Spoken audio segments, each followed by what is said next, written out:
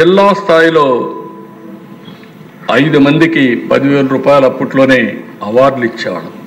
రాష్ట్ర స్థాయిలో ఉత్తమ సంస్థలకు 25,000 అవార్డులు ఇచ్చాం. అంటే వీళ్ళని ప్రోత్సహించాం, కలుపుకో రావడానికి ప్రోత్సహించాం. ఇంకొక పక్కన కొన్ని ప్రాంతాల్లో కొన్ని గ్రామాల్లో అహంభావంతో ఇష్టానుసారంగా మీరు ఎన్నైనా చెప్పండి, కరుడుగట్టిన విధానాలతో ఎట్టి పరిస్థితుల్లో మేము ఇక్కడ ఆచరించామంటే ఆ ప్లేసులన్నీ కూడా వల్నరబుల్ ప్లేసెస్గా హాట్ స్పాట్స్గా డిక్లేర్ చేశాం. డిక్లేర్ చేసి ఎప్పటికప్పుడు అధికార యంత్రాంగం అక్కడికి వెళ్ళడం, రిపీటెడ్గా వెళ్ళడం, ఎవరైనా దీన్ని వైలేట్ చేస్తే వాళ్ళపైన చర్యలు తీసుకోవడం మొదలుపెట్టాం. అదే మరిగా దిశ ఎక్కడైనా సరే ఒక అత్యాచారం ఎస్సీలపైన జరిగితే జిల్లా అధికార యంత్రాంగం కలెక్టర్ ఎస్పీ డైరెక్ట్గా వితిన్ 24 అవర్స్లో ఆ విలేజ్కి వెళ్ళాలి, వాళ్ళని పనిష్ చేయాలి. అలాంటి వ్యవస్థ తీసుకొచ్చాం. అయితే ప్రజల్లో అపోహలు కలిగించడానికి కాదు, వాళ్ళలో మార్పు తేవడానికి. దీనిపైన పీస్ కమిటీలు వేసాం. పీస్ కమిటీలు వేసి ఏ ఊరికి ఆ ఊరు కూర్చోబెట్టి ఇది మంచిది కాదు, ఇది కరెక్ట్ కాదు, మానవత్వంతో ముందుకు పోవాలని చెప్పి వాళ్ళకి చెప్పాం. రెండోది, ఒక్కోసారి ఎస్సీల్లో డబ్బులు ఉండవు, చాలా ఇబ్బందులు ఉంటాయి, కోర్టు వాళ్ళకు డబ్బులు ఉండవు అనే ఉద్దేశంతో ఫస్ట్ టైం ఎస్సీ అట్రాసిటీస్ పైన స్పెషల్ కోర్టులు పెట్టాం. అదే సమయంలో అడ్వకేట్ బెస్ట్ అడ్వకేట్స్ని పెట్టి వాళ్ళ కేసులన్నీ వాదించడానికి సహకరించాం. దీనికంతా గవర్నమెంటే డబ్బులు పెట్టుకున్నాం. ప్రతి నెల రిపోర్ట్లు తెప్పించేవాళ్ళం. ఇంకో పక్క విజిలెన్స్ కమిటీ డిస్ట్రిక్ట్లో మీరు చూస్తే DVMC district vigilance monitoring committee ఓటేసి ఇవన్నీ కూడా రివ్యూ చేసాం. మండల్ లెవెల్ కమిటీలు వేసాం. మండల్ లెవెల్ కమిటీలో ఎంపీడీఓ, ఎంపీపీ, ఎంఆర్ఓ వీళ్ళందరినీ పెట్టి ఎస్ఐలు పెట్టి మొత్తం మానిటర్ చేసే పరిస్థితికి వచ్చాం. ఈ విధంగా ఆలోచించిన మొత్తం ఒక 27 జీవోలు ఇష్యూ చేశాం.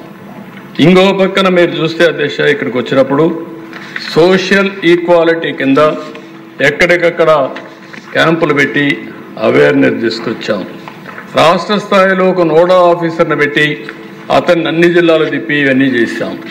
ఇంకొక పక్కన మీరు ఒకసారి చూస్తే రిలీఫ్, ఈరోజు ఎస్సీ అట్రాసిటీస్ పైన ఇచ్చే రిలీఫ్ ఆ రోజు జస్టిస్ పొన్నయ్య గారి కమిషన్ ఆధారంగా ఇచ్చిన డబ్బులు తప్ప, తర్వాత గవర్నమెంట్లో అటు పెంచాం తప్ప ఇవన్నీ ఇచ్చాం. అప్పట్లోనే 30,000 రూపాయలు, ఏదైనా ఇల్లు కొట్టేస్తే ఇల్లు కట్టేయాలి, ఎంప్లాయ్మెంట్ ఇవ్వాలి, ఉపాధి చూపించాలి, మళ్ళీ అదనంగా 30,000 రూపాయలు వాళ్ళకి ఆర్థిక సహాయం చేయమని చెప్పిన ప్రభుత్వం ఆ రోజు తెలుగుదేశం ప్రభుత్వం అని చెప్పి కూడా నేను తెలియజేస్తున్నాను. బరియల్ గ్రౌండ్స్ పోనీయకుండా చేసేవాడు. బరియల్ గ్రౌండ్కు రోడ్డు మీద ఉంటే ఇది మా పొలం కాబట్టి మేము పోనీయమంటే అవన్నీ కూడా ఎవిక్ట్ చేపించి చేసామని చెప్పి కూడా నేను మీకు తెలియజేస్తున్నాను. ఇలాంటివన్నీ కూడా గ్రాంట్ కానీ ఎంప్లాయ్మెంట్ కానీ ఇవన్నీ ఇచ్చాం. ఇవన్నీ ఇచ్చి ఇంకో పక్కన ఎవ్రీ మంత్ 30వ తారీఖున ప్రతి గ్రామంలో రాష్ట్రంలో పౌర హక్కుల దినోత్సవాన్ని జరిపాం. అంటే సివిల్ రైట్స్ డే, ప్రతి ఒక్కరికి హక్కులు ఉన్నాయని చెప్పి ఇవన్నీ పెట్టి చేయించాం. కడాన మీరు చెప్పినట్టు గిరిజన భూముల్ని గిరిజనేతరులు ఎవరు తీసుకోవడానికి లేదని చెప్పేటాం. ఎలాంటి ఇబ్బందులు లేని భూములన్నీ వాళ్ళకి ఇమ్మని చెప్పి పోడో కల్టివేషన్ ఏదైతే ఉందో ఈరోజు గిరిజన భూములు హక్కులు కల్పించింది ఎన్టీ రామారావు గారు అయితే అప్పటి నుంచి మళ్ళీ ప్రత్యేక చట్టంలో కొన్ని జీవోలు ఇష్యూ చేసి అమలు చేశాం. ఇవన్నీ కూడా మీరు ఆలోచిస్తే దగ్గర 27 జీవోలు ఇష్యూ చేశాం. ఈరోజు ఒక్కసారి నేను చూస్తే నాకే ఆశ్చర్యం, నేనే ఇచ్చానా అనిపిస్తామని. ఇప్పుడు అంటే చరిత్ర ఎట్లుంటుంటే ఓసారి రిమైండ్ చేసుకుంటే తప్ప మనకు అర్థం కాని పరిస్థితి. నాకెంతో ఆనందం. ఆ రోజు నేను చేసిన పని ఈరోజు కూడా ఒక సోషల్ జస్టిస్కి కానీ అంటరాని తన నిర్మూలనకు కానీ బ్రహ్మాండంగా పనిచేసిందంటే చాలా గర్వంగా ఆనందంగా ఉన్నా. నేను చేసింది రైటు, భగవంతుడు నాకు అవకాశం ఇచ్చాడు, ఆ అవకాశాన్ని సమాజం కోసం ఉపయోగించామని ఆనందం, తృప్తి ఉందని చెప్పి కూడా నేను మీకు తెలియజేసుకుంటున్నాను. ఆ దశ ఓసారి కొన్ని అవకాశాలు వస్తూ ఉంటాయి.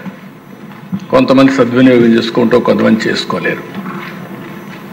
నేను ఎప్పుడూ ఒకటే అంటాను, ఈరోజు మీరు చూసే దశ first time Balayogi east Godavari జిల్లాలో పుట్టిన వ్యక్తి. ఆయన టాలెంట్ చూసాం, మీరు కూడా ఉన్నారు. ఎన్డీఏ ప్రభుత్వంలో స్పీకర్గా పెట్టుకోమని ఆనాటి ప్రభుత్వంలో వాజ్పేయి గారు రిక్వెస్ట్ చేస్తే 2 ప్రభుత్వాలకు కూడా సయోధ్య ఉండాలి, కనీసం మీరు మంత్రులు తీసుకోకపోతే పోయారు, ఒక